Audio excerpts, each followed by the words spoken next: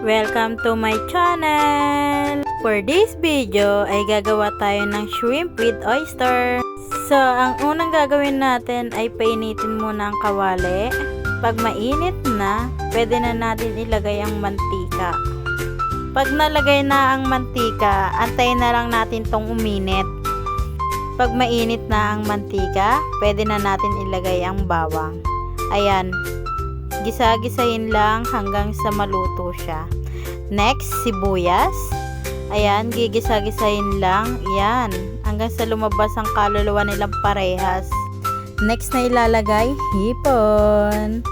Yan, halu-haluin lang hanggang sa maging orange na. Yan lang, halo lang ng halo.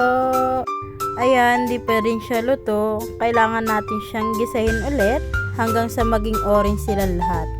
At para malaman na rin natin kung luto na ba sila. Ayan, naging orange na sila lahat. Pwede na natin siyang lagyan ng oyster. Ayan.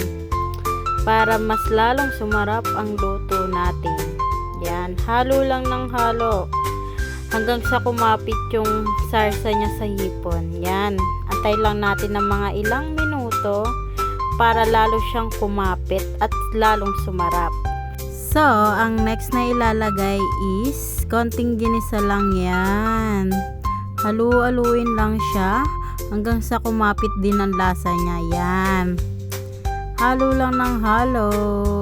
Ayan. Pakuloy lang muna natin siya. Tapos halu-haluin lang hanggang sa kumapit yung pinakalasa niya talaga.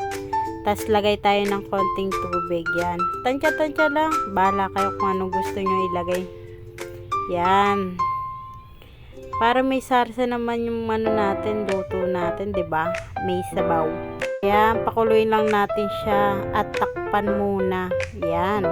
Pag kumulo na yung niluluto natin, haluin muna natin siya. Yan, halo lang ng halo para yung lasa niya kumapit lalo do sa hipon. Then, maglagay tayong konting pamintang pino. Pampasarap daw yan at pampabango ng ating niluluto. Yan, halo lang ng halo. Hanggang sa walang kapaguran sa halo-halo na yan. Tada! Luto na siya! Pwede na siyang kainin. Nakakatakam talaga. Yummy!